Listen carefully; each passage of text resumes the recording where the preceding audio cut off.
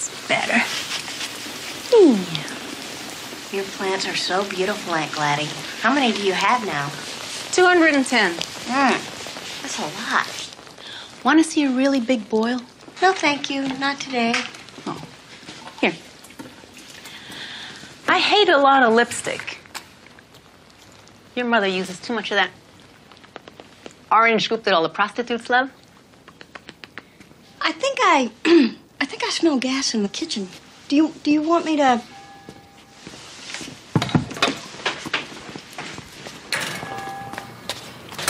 Claudia, I won this on The Price is Right. Oh, and I want wow. you to have it. Oh, that's so You're great. the only one who will ever appreciate the birdies. Oh, now? You want me to... But I couldn't... Take Aunt it, Gladys. otherwise my landlord will.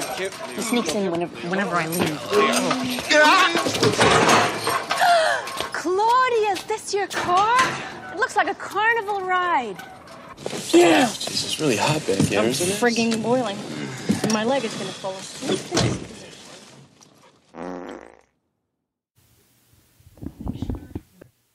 Hello and welcome to Book versus Movie. This is a podcast where we read books that have been adapted into movies and then we try to decide which we like better, the book or the movie. I am Margot P. of coloniabook.com and this is my good friend and co-host Margot D. of Brooklyn Fit Chick. Hi, everyone. So it's, as we record this, it is the Saturday after Thanksgiving here in the U.S. We are, I have packed up all my leftovers. I'm freezing some of them till Christmas. Mm-hmm. Bring them out again. Yeah, still full. I'm still full. I don't know about you. So here's the deal. Thanksgiving, we'll get into the Thanksgiving at all. Like, I know some of you listening to this, like, it's kind of it's hard to wrap your head around why Americans do this every year. Why do we put ourselves through this every year? I like to think it's sort of like an emotional buffer for Christmas or, Hanukkah or whatever whatever your end of year holiday emotional minefield maybe. I'm so glad we're going to be talking about this book and movie. I had forgotten all about it, but we're going to get into it. It's going to be super fun. But before we get to that, next month, of course, is December, speaking of the holidays. And during December, we do a brand new episode every single week, and we do a holiday episode. And look, we're coming up on 10 years of doing this show. We've done so many holiday movies. We've done most of them, And so here are the rules, because we're looking for suggestions. The rules are, number one, the movie has to be streaming somewhere. We have to be able to get our eyeballs on it, and so do you.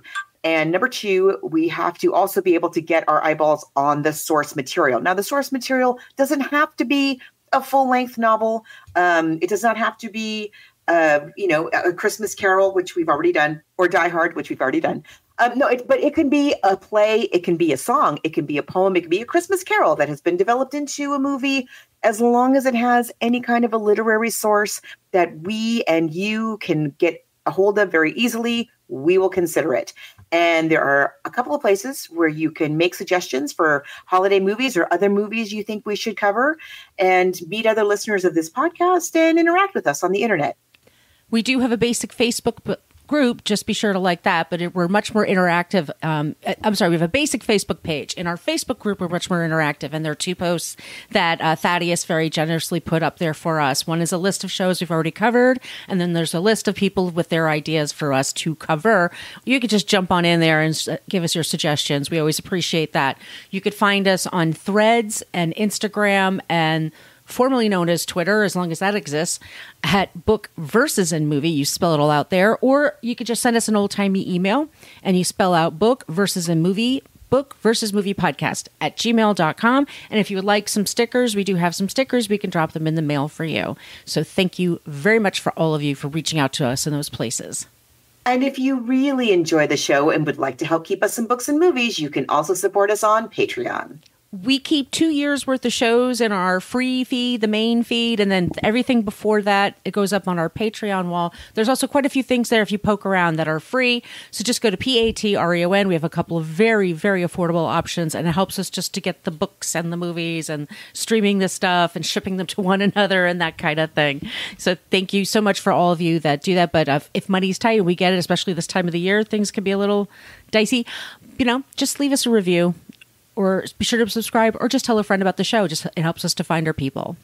And for even more bonus material, sign up for our new newsletter on Substack. So it's Book versus Movie, all written out, bookversusmovie.substack.com. I'm trying to crank out a newsletter for every episode. So far, so good. We're 2 for 2. And it was great. I read it yesterday. You did an awesome job. So yes, please. Thank you. I had a lot of time on the train up to Ventura County. We have a lot of ways that we can interact with each other. We welcome you no matter where you care to join us.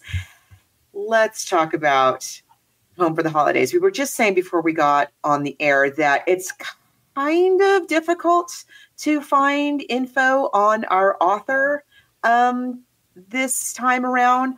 But this was a short story that originally appeared in the much missed independent newspaper, the Boston Phoenix, which I went to college in Boston and was an avid reader of the Phoenix, never missed an opportunity to read the Phoenix. If you didn't ever get to read it, it was along the vein of the Village Voice, or here in San Diego, we have the San Diego Reader, which I think is still going strong. There was this beautiful era, it started kind of in the 70s, of independent news, alternative newspapers, if you want to call them that, newspaper/magazines. They were sort of tabloid size, but not tabloid in nature. They kind of went deep in terms of like local things that were going on. Boston Phoenix was such a great one. I absolutely loved. I have so many memories of reading the Boston Phoenix on the T and in my dorm and in my apartment that I had later. Definitely, like, we heard this story. We'll talk about that in a second, because I couldn't find it anywhere available to read because, again, the newspaper is defunct. I did just find her blog, but it's old. Yeah, her name's Chris Radant, and I guess it's Christine is her name. From what I gather, this story first appeared in 1992, and then it was in a short story collection, and I don't know if they created that in time with the movie. This is Jodie Foster's second directorial effort. She did Little Man Tate just before this. So we both listened to a person who read the actual story, and we'll include that clip in our show notes so y'all can hear it for yourselves. Margot was so kind to reach out to me and just say, just to give you word of warning, the woman who wrote this had lost her parents, around the time. Like right before. Right. And the whole first part, because it was a podcast, and right before the whole first chunk of the podcast is her talking about that. Mm-hmm. And then the second part is her performing this short story really well. Yes, we should look into it. It was on SoundCloud, and the podcast was called Storyteller Productions. It's being read by Kelly Hazen, Hazen. Yes. But if I'm somebody who lost both of her parents, so sometimes it can, and this time of year can bring up a lot for a lot of different people. So if Margaret was very kind to reach out to me and kind of give me the heads up about that. But this whole story, and we all know this about Thanksgiving, that it's that time of year. It can make some people really happy, and it can really give some people the blues for many different reasons. It's an emotional time. It's like Scorpio into Sagittarius season. The weather changes. The end of the year is coming too. And you just it's a time where you kind of think back, like, what did I do this year? What do I want to manifest for next year? That kind of thing. So that's why these stories, so if you're around the world, you're like, what do Americans celebrate? And we kind of say like, well, we celebrate family but it's a very weird and not great history of the. It's a terrible, origin story. It's not a good look. You know what? We'll put a link. There's a really excellent, I'll have to dig it up. My brother-in-law sent it to me last year. A really excellent historical, accurate account of, quote unquote, the first Thanksgiving origin story in the Facebook group. But anyway, suffice it to say, like many things in American history, you go back to the beginning and there's always racism, good old racism. You and I are probably I think we're kind of like the last generation that grew up being taught the very whitewashed, Pilgrims, just completely fabricated version of Thanksgiving, a la Snoopy. Yeah, the Snoopy special. But what has happened in our culture is that what has become of this holiday. Well, first of all, it's a day where everybody comes home. You always go home for Thanksgiving, or you go back to, whoever the matriarch or patriarch of the family is. That's generally who hosts. I'm super generalizing here. Everybody comes home. All of your unresolved issues are right there and raw, and not in the best context for dealing with them. But fortunately, there's plenty of food to stuff your feelings with, and that is what we do. And alcohol to wash them down, wash down your feelings. And we do it like a lot of places. It's the middle of the afternoon, so by like 6 o'clock, you're hungover and sloppy. Yeah. Well, I think I mentioned last time, Dad's family would do it at like 11 in the morning. Mm-hmm. It was sort of more like a brunch thing. And then we would go over to my mother's family, who would do it all over again at like 1 or 2 in the afternoon. So by 5 o'clock, and people take off like Monday or Tuesday. It's like the last Thursday of the month, or the next to last Thursday. The third? I can never remember. There's a rule. It's not always the same day. Right. Yeah. It's always a Thursday. In November. So people start, leaving their office around midday of Wednesday. All the grocery stores are cleaned out. Because even if you don't have family to go to, it's just a thing. You have people over, or you have your Friendsgivings all over the place. Yes. Which is a wonderful tradition. Started by our generation. Yes. I love it. I love a Friendsgiving. It's the busiest travel day in the U.S. of the year. It's bananas. I had to work the day before Thanksgiving, about 150 miles north of where I live. And so I, rather than sit on the Interstate 5 I'd probably still be sitting there now. Mm-hmm. I decided to take the train, and the train was standing room only for over 100 miles on a train. In LA, sounds so terrible. The news stations actually just post this camera that shows all the freeways, backed up miles. Cars just parked. Yeah, and it's like Wednesday to Sunday. Or where I live in Brooklyn, it's empty. You can go to the food, you can go to the outdoor market and stuff. It's empty. It's just wild what happens. But it's a thing in America. And sometimes people have there's some people grow up in great homes and people get along and it's all pleasant. Oh, that exists. I'm sure. Yeah. I mean, no, our Thanksgivings, since we had kids, have always been, I should say, extremely low key, very fun, very relaxed. Nobody's stuck doing absolutely everything. No fights. No, we have fun. We play games. Yeah. My sister-in-law almost always has it at her house. We had it at our house for a while. And then anyway, but when I was growing up and my parents were taking us to their parents' homes, it was much more there was a lot of tension, alcohol, football. Yeah. And, all it takes is one person to say, well, what's that supposed to mean? And now we're off. How's work going? Wait, aren't you single? I think I know somebody's son who's in town this weekend. That's happened to me more than once. Yeah. Yeah. So Thanksgiving is the holiday that is just, it's so fraught for so many reasons, on so many levels, just historically, and also for so many people. It's something that we partake in with tremendous dread. But there we are. It's just, you just do it. It's just a thing you do and you get through it. And as I say, it prepares you for the next round of Christmas or Hanukkah or New Year's or, whatever your next big holiday thing is going to be. God help you if you have like a Christmas wedding. Oh, well, some people do. Because that's the only time family can be together sometimes. But yeah, it prepares you for the baking and the cooking and the shopping and the shopping and the shopping and travel and all that stuff, which is really stressful. So Thanksgiving is like that one day that 95% of the people have off. Yes. Everything in the U.S. is closed. There's no mail. Yeah, that's the other part is almost everybody does not work on Thanksgiving. A lot of retail people do, of course, but especially now that Black Friday starts on like Tuesday. So that, it's very that. And so look, everybody, we all have those rough patches in our lives. We have those times when things aren't going great, or, a particular part of our life isn't going great.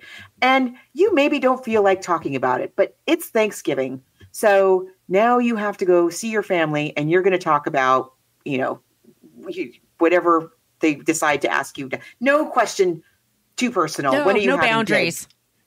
Where are my grandkids? Why haven't you had my grandkids yet? It's just famously that. It's just famously stressful. And then there's the food. And we should say in her story, she's just talking about, if I just listened to a couple of days ago, but it's just about going home and that her mother always picks on her for her weight. Thinks she's too thin, and it's just fraught, like Margos says. And it's nothing like tragic. And the family don't hate each other. Nevertheless, this is the nature of Thanksgiving. Nevertheless, it's like one of those situations where it's the classic thing of you're an adult. And I remember my parents going through this. You're an adult, you're going home for the holidays, and now you're a child. Yep.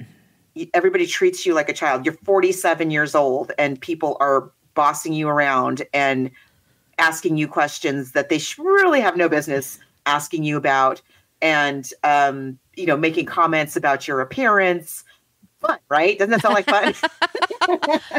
I've always had Friendsgivings. We moved a lot when I was a kid. So we always were the home that like people just came. So it was nice. It was always really pleasant. But I put myself through college working retail. So Thanksgiving was like, that's my one day off. And then crack of dawn the next day for the next 5-6 weeks.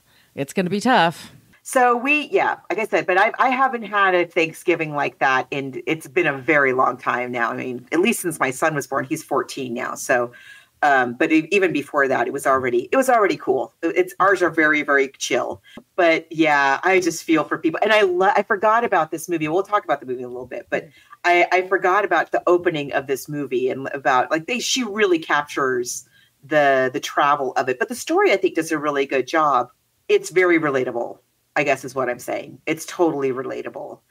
Whether you are somebody who is going home to a family where there is a real, an actual real life rift, or whether you are a family that's maybe you're even a real close family, but this is one of those times of year where all of these nagging little things tend to raise their ugly little heads all at the same time before pie. I'm trying to think of the movie Barry. It's the person who directed Diner, and he's from Baltimore. Levinson, Barry Levinson. Holidays. Avalon. Oh, Avalon. There's a famous scene. That's a great movie. In the movie Avalon, where this family, they get together for turkey. That's very proper.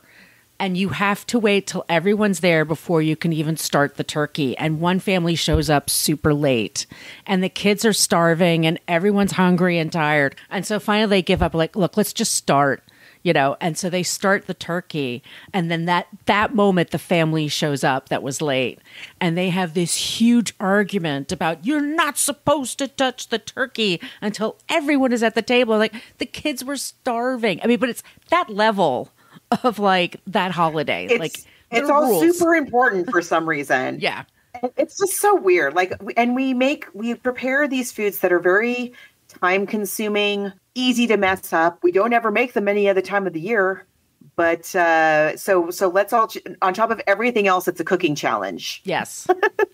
Yeah, turkey's not easy to keep. Oh, no. It gets dry very quickly. It's so easy to wreck. Yeah. I remember the first Thanksgiving that Todd and I were, was it our first one that we were married? For some reason, we couldn't travel back to California for that Thanksgiving. And so I ended up making it. I think it's our first official kind of Friendsgiving. And I had never made a turkey before. I had never made stuffing before. That was something the adults did, right? Right. And anyway, I didn't know much about it. P.S. We had dinner. We sat down to dinner at 10 p.m.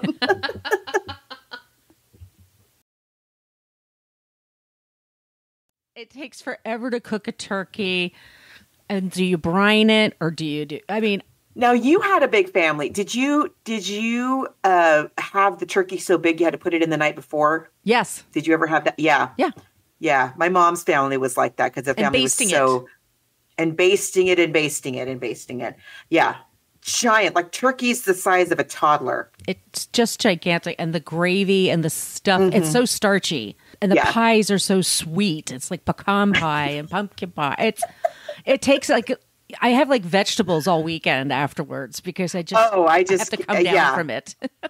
It's quite a thing we do. Yeah. We Americans. We've talked about it for like 20 minutes, like just the food and just the prep. But that's like a big deal to all of us. And there aren't a lot of Thanksgiving movies. I mean, people usually talk about planes, trains, and automobiles. Right. You know, there's a couple of those that are out there. But it's surprising to me we never thought to do this one for book versus movie because I can't believe it. Right. I forgot all about this movie. I kind of did too. And then I looked up and I'm like, oh, it's based on a short story. And I found the link for it. And once again, it's in the show notes. You can listen to it for yourselves. But I was like, this is great. This is perfect. And the movie's streaming everywhere. And so I saw it in the movie theater when it came out, I remember.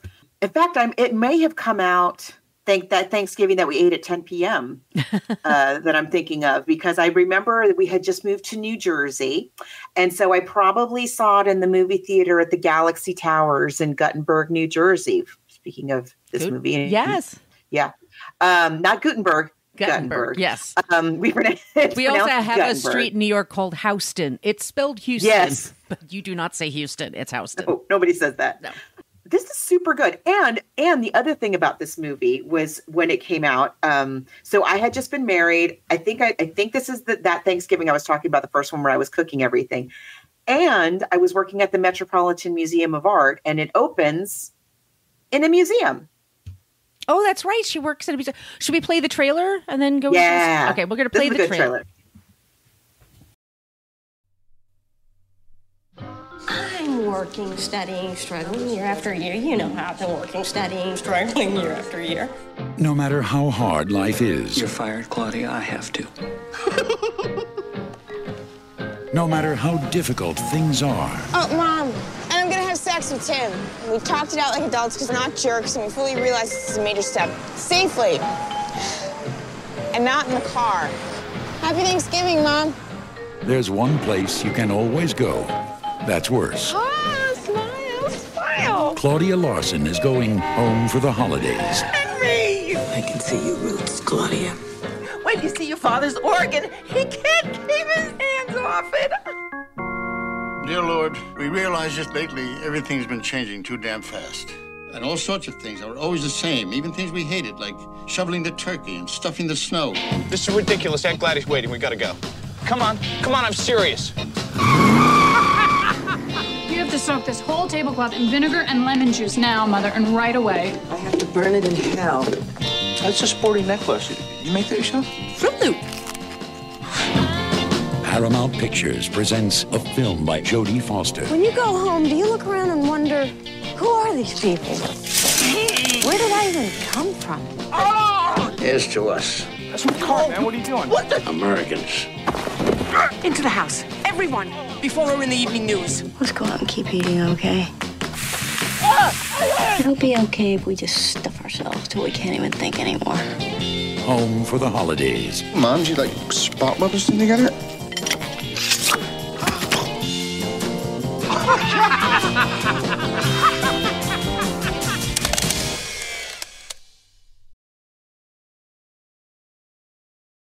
Holly Hunter is our star. I don't think she's ever looked more beautiful. She looks really good in this movie. I don't know. I mean, I'm going to say, I think agree. Jodie Foster had a crush on her, or somebody, or the DP. The lighting. Her lighting. The lighting alone is like, it's never off even a little teeny bit. Somehow it's a crowded room, and Holly is the only one with the perfect lighting. It's her hair is like beyond beautiful. No human could do their own hair like that. Nobody. No. And she has, so she's like 30s, in her late 30s. She has a teenage daughter. She's working in a museum, and by the way, the people in this movie, I mean, the cast. This cast is so good. I'll just read that really quick. So just like at the top level, it's Holly Hunter, Robert Downey Jr. I told Margot I saw Oppenheimer over the weekend, so I was like, oh my God, there's like two Downeys there. Okay, and Bancroft. I would watch her do absolutely anything. Dylan McDermott, Can He Be Dreamier? Geraldine Chaplin, who's hilarious as Gladys. Steve, we got Gutenberg here. Steve Gutenberg's in this movie. Claire Danes, Cynthia Stevenson, and Charles Durning. Those are just like... Yes. And as you just were about to say, right at the beginning of the film, we have Austin Pendleton playing Holly's boss. What's her... Okay, her name is Claudia, but some of her siblings call her Clyde. Yes. Right? And she's a conservator working in the conservation department of some museum in Chicago. But I wanted to say this movie unites Austin Pendleton, Charles Durning, the two villains from the Muppet movie. Oh, that's right. Remember? Yes. But I love Charles Durning too. I mean, he's another one I could watch do absolutely anything. He was a war hero. He had an amazing life. Yeah. Wow. Very interesting man. She's getting laid off. It's a very odd scene because she's being fired from her job, and then Austin Pendleton, we would say now he's sexually harassing her or sexually assaulting her. Absolutely is. Yeah. Yes, that's exactly what's going on.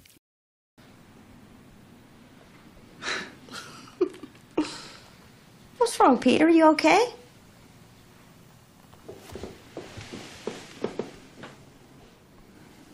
You're fired, Claudia. I have to.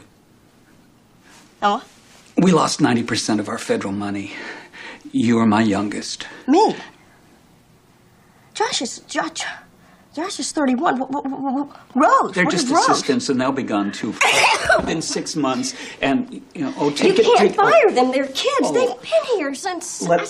You're hurting me, Claudia. Let me go. Let me go. Oh. So she's going home and she's laid off, and her teenage daughter is going to spend the weekend with her boyfriend and his family. And then she informs her mother, just very movie-ish, like they're at the airport, and she just tells her mom, it's like, oh, by the way, I'm going to lose my virginity, but don't you worry, it's not going to be in a car. We're going to be very safe. Okay, have fun, Mom, and then takes off. And then it's all that stuff about being at the airport in 1995, which must seem like heaven compared to what it's like now. I know, it's supposed to look, it's so funny. That's such a good point, because it's supposed to look like the 7 circles of hell, but this is a September 11th airport, and you and I watching it today are like, oh, remember?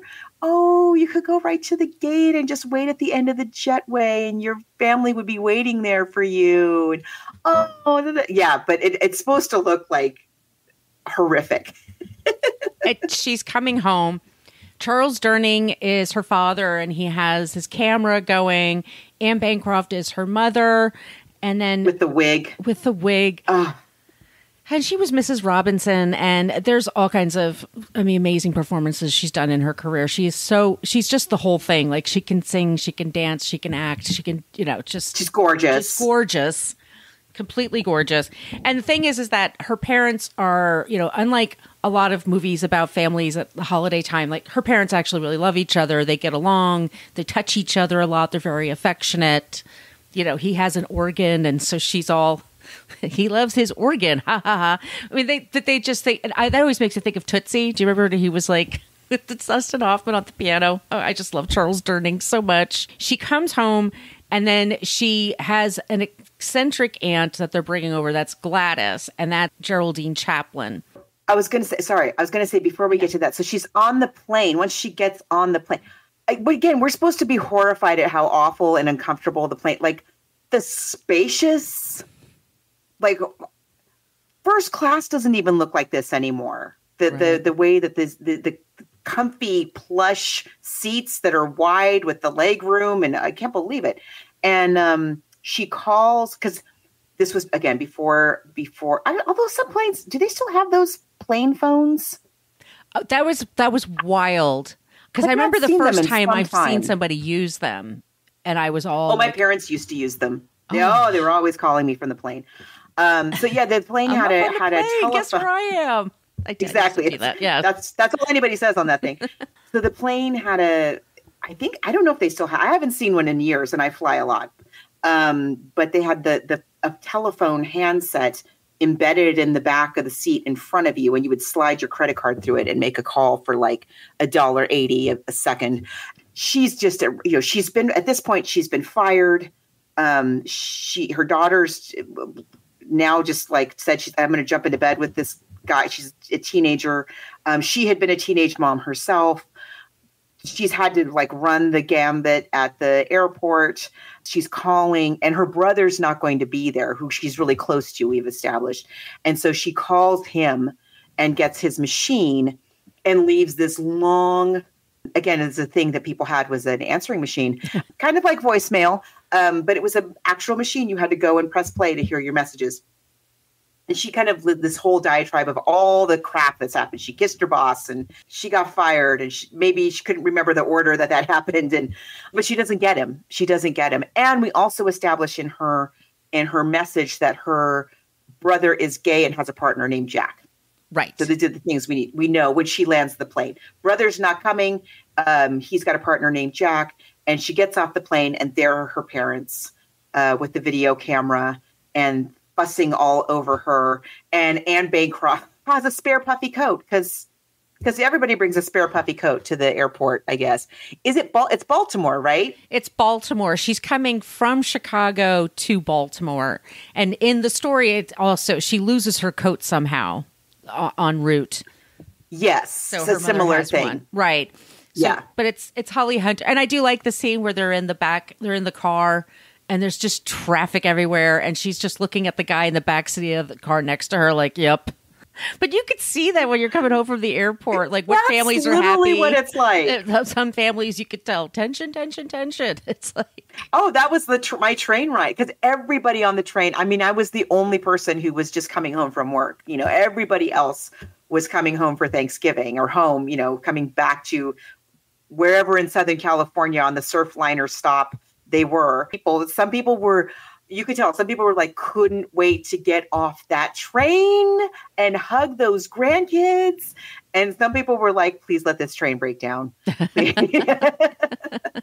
want to say also, like, going home when you're, for the holidays in general, like, time can feel really strange. Days could feel like years, or it goes by really quickly. I mean, it's just like in between meals and watching TV together, there's just like, what do you do? And this movie is a bit meandering, I think. But I think that's what it's kind of like. It is, but I'm not mad at it, because that is what it's like going home for the holidays when you're the adult child. Yeah, it is very like that. You go, the short story, as I recall, describes it very well, about how everything in her parents' home is frozen in 1956. Right. And so, so she goes home, and like the appliances are from the 50s, and the furniture is from the 50s, and the music is from the 50s. And, they are completely oblivious, her parents, to any kind of modern anything. She's staying in her childhood room, as one does if you happen to have the kinds of parents. Not mine. As soon as I was gone, Mom was like, oh, I've got an office now, which is me too. I'm the same. My crafts room. Yeah. But some parents keep their child's room, exactly. And again, that tells us a lot about this family. You do get the impression, definitely, that this family is very close, definitely care about each other, but there's some personality issues that are kind of simmering all the time. And then her brother shows up, her brother that she thought wasn't coming, right? Right. He shows up like in the middle of the night. That's Robert Downey Jr. And then he has a friend, Leo Fish, and that's his business partner. And they come together just as a big surprise. And so he brings nowadays you just use your camera phone, but he has like a Polaroid camera that he runs around and tells everybody. And we should say, this is Robert Downey Jr. when he was having issues in his personal life. And yeah, you can kind of look at him sometimes and you're like, this performance is, and I didn't remember thinking of it that way. Although we should say too, that when the movie came out, that was something everybody was very aware of. It wasn't like we found out way later. He was very publicly struggling with some what we now would say behavioral health, substance use issues. Yeah, that would be my one little thing about this movie, is that when the brother first arrives, it settles down. But when the brother first arrives, he is so manic. Yeah. I mean, I don't know how else to describe it. This frenetic, kind of not really relating to what's actually going on kind of energy that you can't help. And it's not just because it's Robert Downey Jr., but you just can't help be like, what is going on with this guy? Like, The throw. Oh, score! It is a score! It is a score! Leo, damn, come on, it's your story, Bambini. Hook me up. What happened next? Nothing. Leo breaks his nose. All afternoon, blood and yellow was flying out of his nose. I mean, it's Amityville, but Go Fish is unfazed. Unfazed. Way to go, Leo. Kick ass. Tommy! Hi. Get over here and unlock this car. That's not the point. Ow. The point is he can't sleep because he can't breathe right all weekend. Who cares? Who gives a Well, I think Leo cares. rats? No, I think we've heard enough, Tommy. Come on, enough with this. So his parents are concerned. They cart him off to a nasal specialist. Guy pulls out these big tweezers, 10, 12-inch absolute gigantic tweezers. Tommy, okay? There's And he no starts point to this. You fisting- made He your learned point. this story So we're back to the remember. doctor's seat, and he's rooting around up inside his schnoz, and obviously this guy's not a big wiper. He smells light poo-poo on the fingers. Tommy. And, contact! Was originally just a little cyst full of pukey bubbles and pellets, is now grown into a horrible, shiny, fleeceless, disgusting, skinless ferret. Then they had to pull out the power tools, a Stanley steamer to pull that damn thing out. Little ladder, get a little fulcrum on that to come flying out of there, and the pus and the blood and the poop, and it took out half your brain, and it was just horrible. There was just shrapnel and people, and the smell like a horse's butt flap. Smell the poop. Stop it! and we sort of are led to believe that he has broken up with Jack and that he's now with Leo. So there's that kind of going on. Right. He's His avoiding relationship talking about it. Status is odd. Mm-hmm. And I think also, I mean, you've talked about this before, like sometimes directors get an actor that loves to improvise and they're just like, oh, just do your thing for 5 minutes. And then they use all of it. Like, and they use all of it. It's like, okay. It's very that. Yeah, it's very that. Nowadays, like I said, I mean, Robert Downey Jr. is one of the best actors. Always has been. I mean, one of my favorites. No question. And he's great. And he's great in this. He really is. But I'm just saying those very first scenes of him are a lot. It's alarming. It's a little, 1-800-ALARM-ME. It's a little bit. But so they're very close. And then Holly Hunter has a sister played by Cynthia Stevenson who had a show called My Talk Show that I loved. Do you remember this? Was she? Yes, I do. And was she the daughter on that Bob Newhart? Okay, not Newhart, where he's in the Vermont one. After that, he had a show where and it was on for a while, where he played a cartoonist. So and Betty White was on it. I need to look this up. This sounds amazing. Yeah, so it was this show. It wasn't bad at all. It was a show that, like as I say, followed up the one. But the thing was, Newhart. First of all, the Bob Newhart show, when you and I were kids, was a massive hit. That when he came back with Newhart, where again he's with what's her name in the Vermont Inn, Joanna. Oh my gosh, that's such a good show. It took a while, though, for people to kind of come around to it because they so loved his original show. And the same thing happened again, that people this show was so good that then when he came back with his next show, it took a while to kind of get the sea legs. Anyway, Cynthia Stevenson played his daughter, I believe, if I'm remembering correctly. I'm pretty sure that she's the one who played the daughter. Yeah, so he played a cartoonist. Anyway, she is great. She was in The Player. She's a character actress. I mean, she's done a lot of different comedies and dramas and stuff like that. Super good. And it's a thankless part, by the way. It is. She's the baddie, if you can have a baddie. And but I think, really, it might be my favorite performance in this film is hers. She's really good. So she has 2 kids, and she's married to Steve Guttenberg. And he works in banking. And she's the one that's kind of like, oh, you all went off and did your thing, and I stayed home, and I took care of everything, and everything's now on me to do. That kind of martyrdom. which some people do and some people don't. Claudia comes home and she has that tension with her sister. They have this Aunt Gladys, who's the sister of Anne Bancroft, Aunt Gladys, and she's Geraldine, once again, Chaplin. Robert Downey Jr. played Charlie Chaplin in Chaplin. And Geraldine played his mother. His mother. So Geraldine Chaplin is the eldest child, Charlie Chaplin and Una O'Neill. She's been in heaps of things, and we may even have talked about her before. Yes. She's always super good. This is no exception. She could play British. She could play American.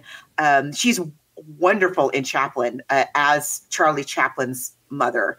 Again, the mother of Robert Downey Jr., who's her nephew in this movie. She's so good. So she's a woman who lives, she's got the spinster sister. Eccentric. A little eccentric, an indeterminate number of pets and plants. They pick her up because I guess Aunt Gladys doesn't drive or something, but they pick her up to bring her back to the house. And Aunt Gladys, she gets a little tipsy and she starts singing. She's always making moon eyes at Charles Durning. But what we find out is that actually that Leo Fish, who's Dylan McDermott, eventually we find out that he's not gay and he's not a partner with, they're business partners. They're not partners, romantic partners. So he has the hots for Claudia. I love this scene, and this has happened to me many a times. David Strathern, David Strathern's in this movie. I mean, seriously, oh this cast is so good. Russell, you get right over here and take an eggnog break. And look who's home for the holidays. Wow, this is working. Come on, I want to watch Clyde. I want to see it. Please, no. Go out.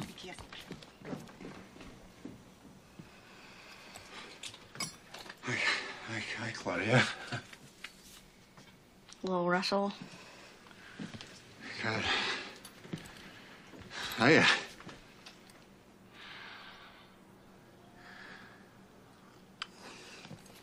Whoa. Good. You work for the... There's something you've got to see here. What? It's my own company. Oh, no, I don't think I'm going to see this. Oh, I'm sure. just letting the guys have a day off, so they can visit their families since I'm all alone this year. This is the saddest sack in the universe. Yeah, and I don't have anybody anymore. My brother and sister got canned and they left town, and then my parents went and died on me. I'm so sorry. I had no idea. Yeah, well, it was a car wreck. It was last summer. Drunk driver. He cut right across the, the Meridian. And pow, head on. Yeah. So, like I said, I don't have anybody anymore, really. Nowhere to go, today. No family or nothing. But I guess everybody sort of needs me, I mean, everybody needs heat, right? Huh? Oh, yeah. And they're counting on somebody to be there, and hey, that's me today. And he's Russell, Sad Russell. Sad Russell. Who stays home. He's back in the neighborhood and his parents are gone and his siblings are gone. But, everybody needs the guy that works on the heat. This movie, it's got so many, but I've been in that position where they're like, oh, my daughter Margos home. She's from New York. And then she's still single. Yes. Oh my God. But this movie, what's so wonderful about it, and again, the script is W.D. Richter, Buckaroo Banzai, Invasion of the Body Snatchers. We did that. Yeah, he wrote that, and he also co-wrote Big Trouble in Little China. I think the script is so good because it's so ordinary. The conversations are so realistic. I would even say pedestrian. And yet there's so much going on. That whole thing with Sad Russell and Holly and Clyde. He obviously has had the hots for her since high school. And who wouldn't? And who wouldn't? Again, she's radiant. She's absolutely gorgeous. In the dark. I don't know. She's so beautiful in this movie. It's just stunning. She's like a Pantene commercial. Yes. She's just gorgeous. And they're just talking about exactly what you would talk about. So what's new with you? And, your parents, sorry to hear about that. No. but there's all this subtext going on. I think I have two favorite scenes in this movie.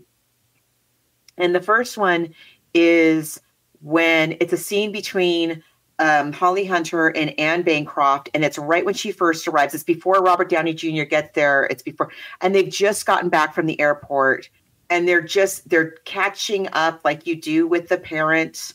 Holly Hunter, the mom says, why are you squandering your talent working at this museum? You're such a talented artist. There's so much revealed in this scene. So she says, anytime anybody comes to our house, they look at the painting that you did of your brother and they go, oh, who painted that? And I tell them it was my oldest, smartest daughter. She has 2 daughters. And you're like, oh, okay. So yeah, it's not the first time you've said that. And okay. And Holly Hunter says, I'm not a painter anymore. I work in a museum. Now, let me tell you again, as somebody I worked at the Met. I knew a lot of people I worked with, people who worked in the warehouse, people who were did conservation. A lot of them were artists. They all continue to do their art while working at the Met. They're not mutually exclusive. There were many art shows we attended from our coworkers, and they did beautiful, amazing art. It's a great way to have healthcare while you are also a working artist. But anyway, Holly Hunter says, all she says is, oh yeah, maybe I'll just quit my job and I'll da-da-da-da. And Anne Bancroft immediately is like, oh, okay, you've been fired. And she's like, So this mom is like, she seems a little kooky wooky with her wig and all, but she sees everything that's going on and she gets everything that's happening and she sees right through everything and then is immediately on her daughter's side, which I think is very interesting. They could have played it where the mom is like, you should quit that museum. And she's like, well, they fired me. And they're like, well, what? Go beg for your job back. But she's immediately supported. Do you need money? Let me help you. I want to, I've got cash. Don't worry about it. Don't tell your father, but we're going to do this and we're going to do that. And that is kind of what happens with each of her children throughout the course of the movie, that as she gets news that could be very shocking for somebody, especially of her generation and her personality, but her reaction is always to support them. Even Cynthia Stevenson's character, Joanne, who is the mom and she are having some conflict at this time. This often happens where you have one, not just a child, but a member of the family who ends up being the caretaker of an elder member of the family, or someone who just needs some help. And that person who is getting the help ends up resenting the helper just because people don't like to need help, not because that person necessarily did anything, but none of us likes to feel like we're completely dependent on somebody else for our lives to be able to run smoothly. And so it's a very typical thing in that kind of helper-helpee relationship for the helpee to end up resenting the helper. And that's kind of what's going on with Joanne. Clearly, she really helps her parents like a lot. We've established she's there all the time. She, makes sure that medications are in order and doctor's appointments are in order.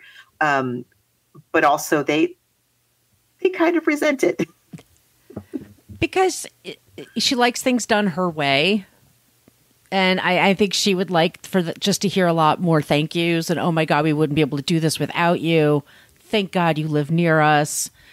Where would we be without you? Yeah. Yeah. She also has 2 kids of her own. Like she's even if she doesn't, I don't think she works, but still, like, no, clearly she's a busy life. She has a very busy life. She's taking care of her husband. She's taking care of her kids. She's taking care of her parents. She wants everyone to know that's like that, because people do want to be appreciated too for what they do, for what they put out there. But there's that tension between Holly Hunter and her. Then we have Gladys, and then we have the actual meal itself. I love it with the 2 turkeys. Oh my God, with the 2 turkeys, with Gladys giving a toast to Charles Durning and talking about how she had such a crush on him. Oh my God. Napkins. Your father can carve. Your father can play his organ. Like nobody's business. You're the best thing on two legs, Henry Lawson.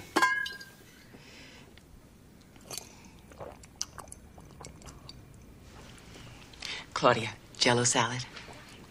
No, it's okay, Mama. I'm okay. And I knew it the very first second I ever laid my eyes on him, too.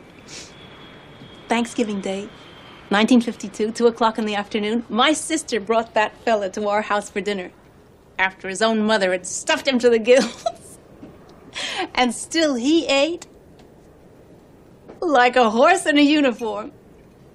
Claudia, be a good girl. Pass the cranberry sauce to Leo. Oh, I couldn't take my eyes off that dark blue uniform and those bright silver wings. And his big, strong hands. And he had a little mustache. I think we should just stay out of it. I think we got to hear this. I mean, go for it, Glenn. I was 18 years old, and he was only 21, and we were both so nice looking. I can still taste the salt on his lips. Those soft, soft lips. And that tickly little little mustache. I can still feel it 43 years later. Like a toothbrush. He kissed me. When? One Christmas Eve. And for one special moment, my own little life was as big as I could ever want it to be. To have someone so close to you, they're inside you, when you're feeling small and scared and just so disappointed in yourself.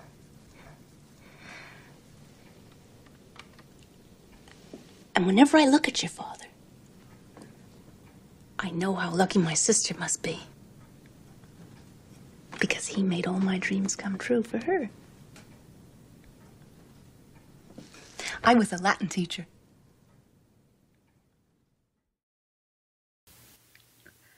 It's so well written. Oh my gosh. That whole sequence, it's brilliantly written, the way the dialogue bounces back and forth, and we talk about these big things and we talk about these little things like the turkey. So for some reason, Joanne and the mom, like we were saying, are having some friction at this time.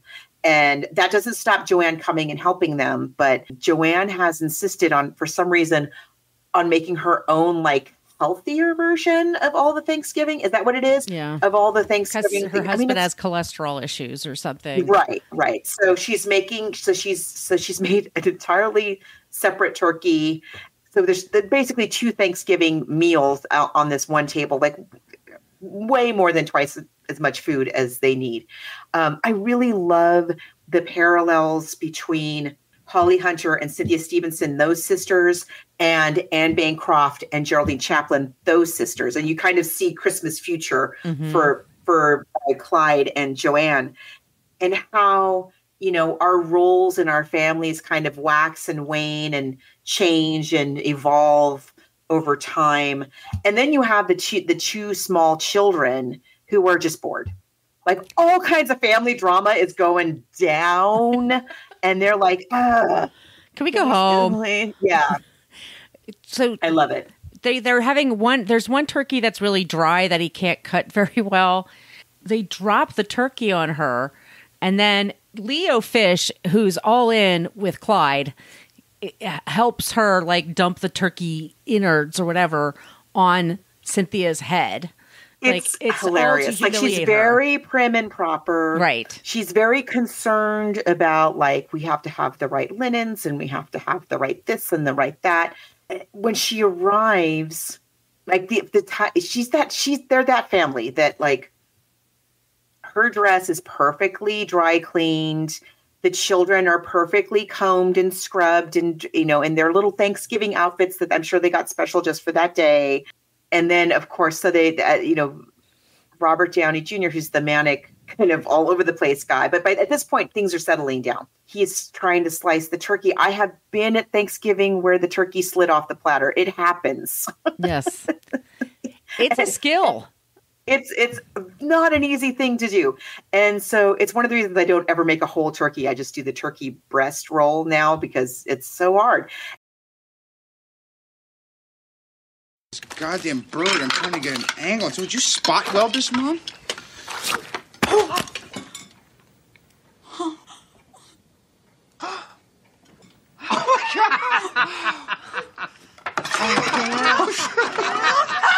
Mommy! Sit down. Baking soda. Baking soda. Baking soda.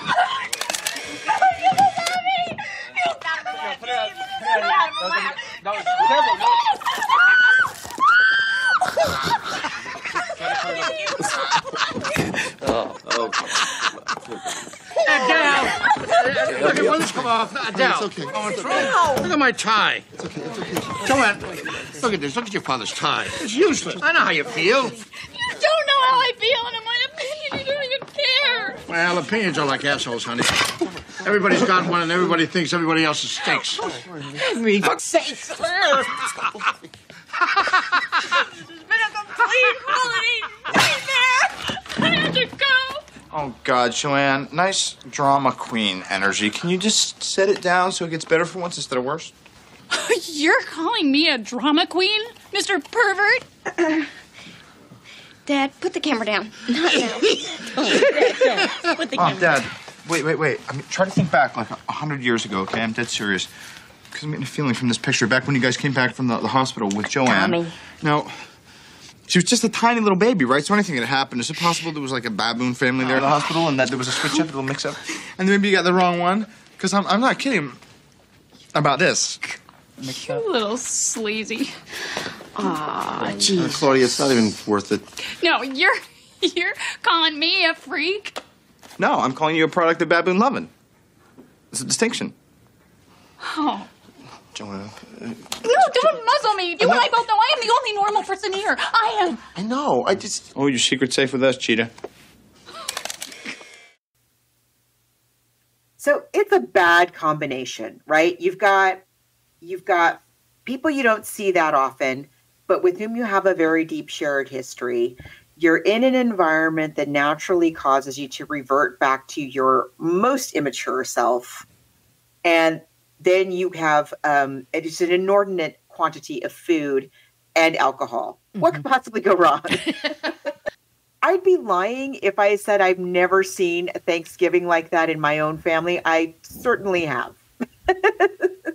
There's a lot that's brought up, and like you said, and I feel so bad for Cynthia Stevenson in this moment because everyone's laughing at her. Her husband's not doing anything. Her kids aren't helping because they're just kids, but everyone else is treating it like a huge joke because everyone likes to make fun of her.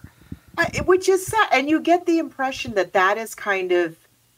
has always been the case. And I wasn't quite sure if she's the youngest. I think she's the middle. She might be the middle. Yeah, the birth order is not made completely clear. But like even her parents are just totally openly laughing at her. And this is when she approaches and says, okay, you want to talk about stuff? Because he's continually taking pictures of her as she's standing there. And it must smell. And I can't imagine filming this. So bad for her. Yes. And apparently it was like 40 turkeys that they used, and it took several days to film this scene. So I'm just like, she's just sitting in this stuff. And then she's like, okay, let's talk about secrets. And that's when she says that Robert Downey Jr. not only is gay, and not only does he have a boyfriend, Jack, but they got married over the summer. And the parents were invited. No one was invited. And then my sympathy for her slips because she calls him perverted and makes it all about herself. All in on the homophobia. Right. Yeah. In front of her kids, which that to me is even just, yeah. Yeah. It's all really about herself. She's worried that one of her friends might find out that like he kissed his husband, first of all, like they're getting married. He wasn't, I don't know which is the inappropriate place for one to kiss one's husband, but he was kissing his husband within the city of Boston. Right. And this woman is like, I know people in the city of Boston. Like, it's one of the largest cities in the United States. And she's worried that somebody she knows might accidentally find out that her brother kissed his own husband and will care and will think less of her somehow. So she's not being the word I'm thinking of. She's not being a very nice person. She's not at her best. I mean, she's covered in turkey drippings. I get that. It definitely goes lower than everything else. And then the thing, though, that strikes me about that scene, just in general, the dialogue is so good. But the thing that strikes me about it is, his parents, again, it's another time. His parents are from a different era. He obviously felt worried about it enough to keep the wedding a secret, let alone his homosexuality a secret. And his parents are learning about this in the middle of this whole turkey explosion. They're upset that they weren't invited. Yeah. Basically all that it is. They fully support him. They care about him. And so just like when when the mom finds out that Clyde has gotten fired, it's instantly like, let me help you. How can I support you? We love you. Why didn't you invite me? And similarly, and on the flip side of that, as horrible as she's being, they're also not attacking Joanne back, which I think is kind of interesting. Right. They're really, in my mind, being very good parents. They're really giving each of their children some space here. And I think that's great. Now, I do wonder, her husband doesn't really... I love Steve Guttenberg in this movie. He's so horrible in this movie. He's so spineless and boring, and you just feel sorry for the both of them. She has this, obviously she's Miss Perfect in everything. I mean, she comes in, she's got her little Peter Pan collar all starched, and, the children are done up to the nines. She's covered in turkey grease, and her husband doesn't even, get up to dab her with a napkin. He doesn't know what to do. He's completely, he's completely not useful. And so this is when I believe Claudia and Tommy then leave the room, and then the family leaves to go home. Joanna, I keep saying Cynthia, it's Joanna and her husband and the kids. Everybody decides basically we need to separate. Dinner's over. Aunt Gladys is going to be in the corner, keep continually drinking and singing, and Leo Fish is great. Because he just he starts playing the piano. He's the buffer. He's the buffer. Yeah. And he's like, what do you do when you're in somebody else's home and people do that stuff? You just try to be a peacemaker. You just try to not take sides. Totally. And just and so. How about this stuffing? Yeah. Love some more wine, please. Thank you. Can I help clean up? What can I do? They go out, and then at one point they're playing football. And they go home, and then they're bringing the leftovers back to Joanne, right? Because they had so much. Yes, because Joanne's family left in such a hurry and a huff that they left their own quote unquote healthy Thanksgiving meal, the second one that they brought with them. They left it behind, and the mom's like, "Well, we're not going to eat it, so let's pack it up and you take it over to her house." Right. And so because petty. So she goes, so they take it to her house. And this is where first you have Steve Guttenberg. I think he is trying to defend his wife there, against, when they're playing football outside. I think he is saying some things about his wife, come on, you got to cut this out. That's my wife. And because Robert Downey Jr. once again, and he was improvising a lot. And apparently in the DVD commentary, Jodie Foster says that Robert Downey Jr. was a handful making this movie. Because he was constantly ad-libbing, and that's tough for the other actors because of, they're trying to go, yes and going along with it, but you still have a script and you have to follow the plot. But this is where Holly Hunter and her sister then have their own sort of talk. And Holly Hunter's saying, that was my fault. I'm sorry. You stuck here with mom and dad. Yes, that was your choice, but we understand. Actually, Cynthia Stevenson says, Joanne says to her sister, we don't know each other. We don't like each other. And if I had just met you and you gave me your phone number, I would just throw it away.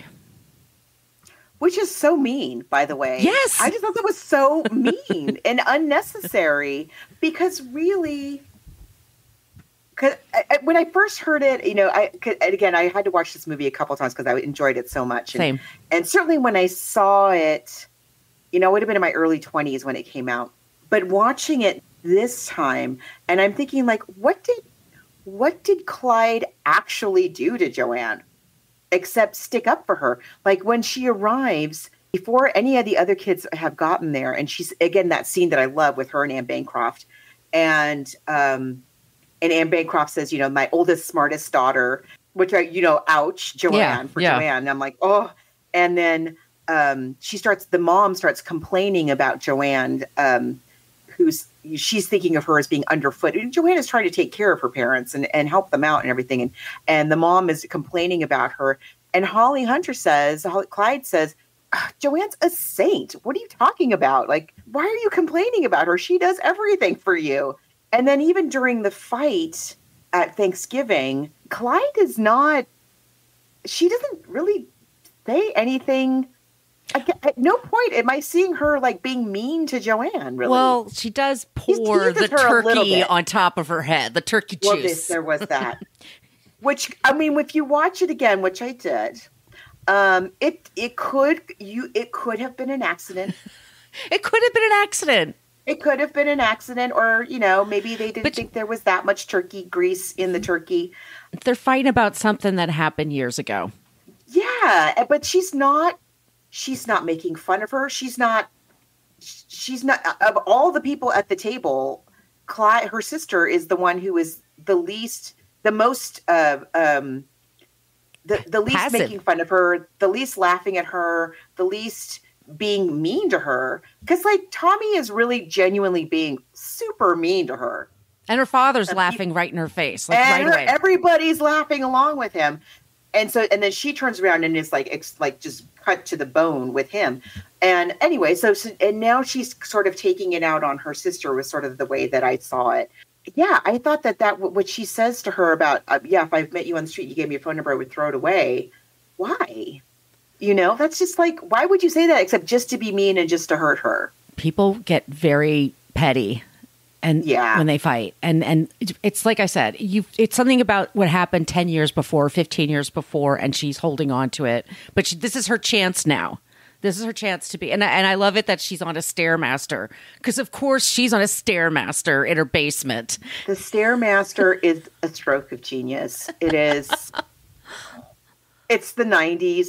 I love that she is dressed in the entire Danskin ensemble. The French cut bikini with the shiny spandex tights, lurex tights, and the coordinating little artfully cut sweatshirt crop top thing to work out in her basement where nobody at all is going to see her or care what she looks like. But even then, love it. Love it. But that's like her control, and it's also just like in case somebody walks in, she's going to look great. Yeah, they have. So that's sort of like, it's sad. I mean, I hope at some point they could kind of figure things out more, because they have a lot in common. I mean, yeah, being mothers.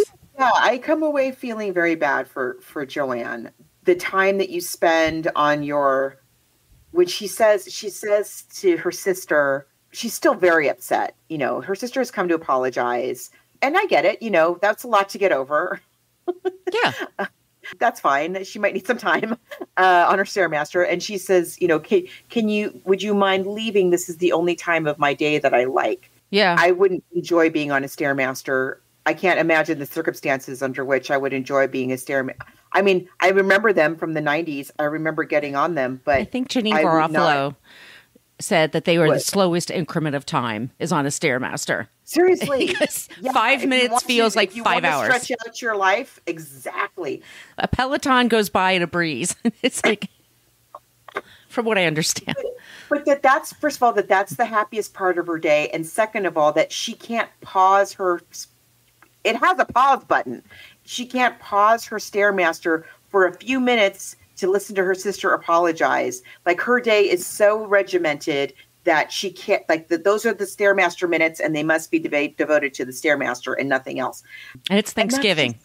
And that is just so terribly sad.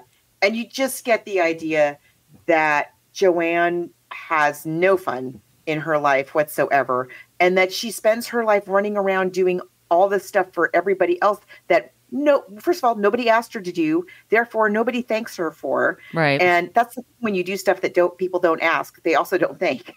You have to understand that. And so she's got this like resentment building up, and then it comes out in the martyrdom and then eventually in the very homophobic, very, very mean comments to her brother.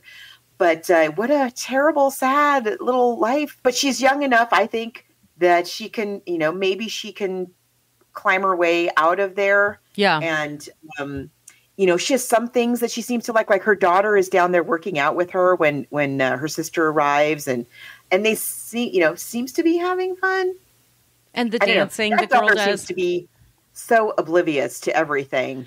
She's resilient. I think that kid's going to be okay. Like, cause she's seen her mother before. She gets her mother's love language, and she's got it figured out. Exactly. This is why I think we need like we need a sequel to this movie, because I kind of want to see those kids now as the grown-ups, and Holly Hunter and Robert Downey Jr. being the wackos that they would probably be. Well, who knows? Maybe even Fish would still be with her. Maybe we'll get to the end later. Yeah. When they get back to the house, there's a phone call, and it's Jack calling for his husband. That's another. As you would. As one does. And it's the holidays, just to say, hey, happy Thanksgiving. And Charles Durning answers the phone and says the sweetest thing. Just learns his son is gay, pretty much, or maybe had an inkling, but that he's married, and that he got married to this Jack that he thought was just his son's friend, and said, basically, my son doesn't deserve you. You're a great guy, just being very, very sweet. And this is when, we realize how much how much Tommy gave up to come over and help his sister out because she was having her crisis. Right, right. And she said, why'd you come? And he's like, I checked my machine. You left me a message. Like, he comes a running when he comes there. And he brings a date for her. Yes.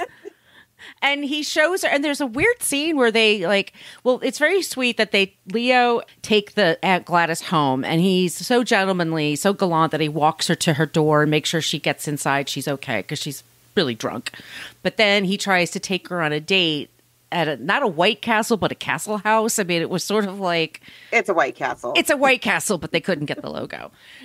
But he says that, your brother showed me a picture of you, and I've always wanted to meet you. And she's like, well, which picture? Because he's constantly taking pictures. And there's another thing. We've seen her brother take a picture of her in the shower, in her underwear, in bed, in the shower, naked. So and only in movies. When you say picture.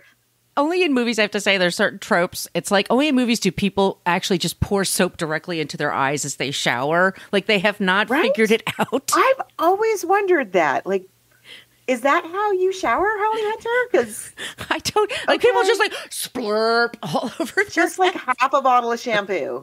It stings if all that happens. All over my face and torso.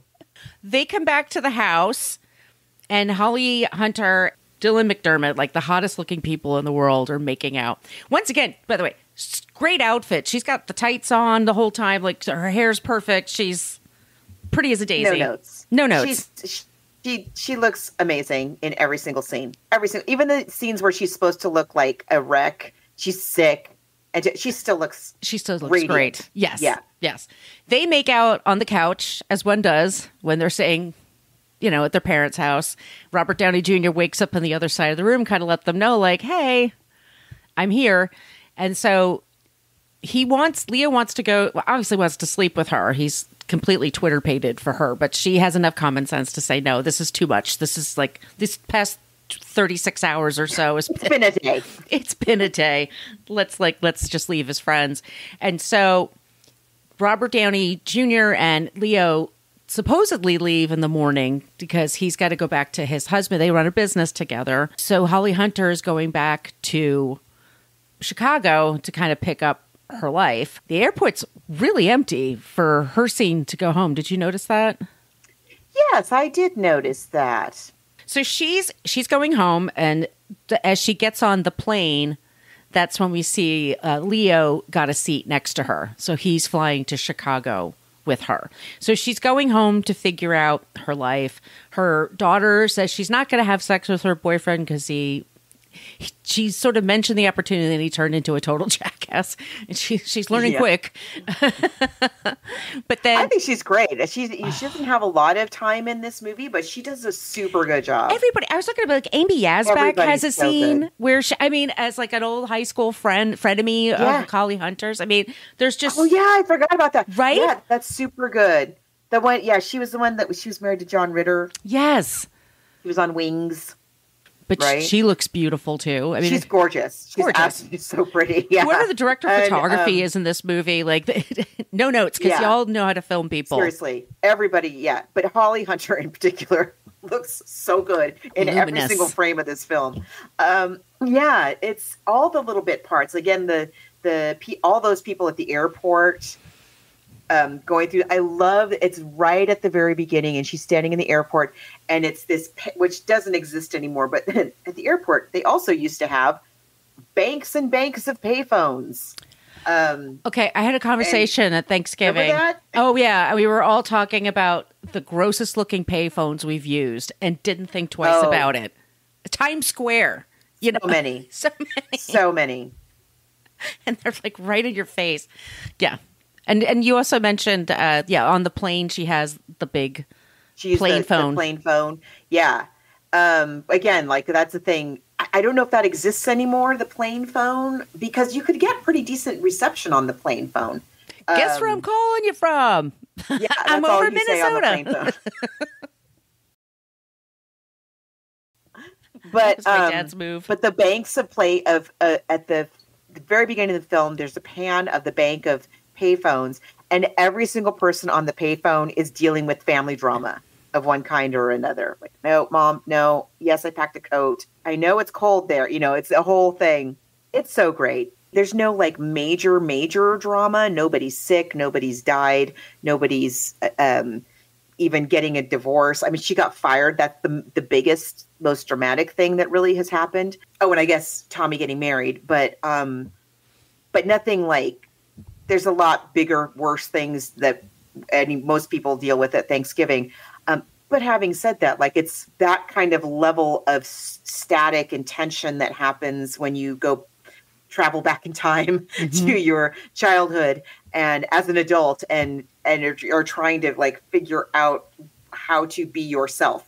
When your parents have their own routine, when you've all left. Oh, yes. Oh, my God, yes. it's bizarre. That happens. Yeah. Mm-hmm. Yeah, your parents have their own rules now of how they do things. And it's like, okay, good for you in your fancy apartment. Here we do this, we have breakfast at this time. We do this and that. I love the closing where they do the montage of everybody, and it's to a Nat King Cole song. It's really nice. It's really sweet. If only because, well, first of all, Charles Durning, R.I.P., like one of our favorite actors. I mean, him and Anne Bancroft have so much chemistry. I love them. I love both of them so much, and I would watch them in anything. I love that that montage. It's almost like everybody's happiest moment. You have the mom and the daughter and the snorkeling, and you have that moment that Aunt Gladys remembered at the table of that when the kiss happened, and you see that it is a genuinely totally innocent moment. And you see Joanne and her husband, whose name I forget, but he's played by Steve Guttenberg. Walter, and they are having a light, playful moment as well. And you're like, oh, okay, all right. It starts to make more sense, and there's hope. You leave with hope for her because at the end, without that, you feel just so bad for her. You wonder what her life's going to be like when her kids grow up, and like, does she have real friends? Exactly. Yes, and her parents are gone. Right. What happens when the kids are gone and the parents are gone?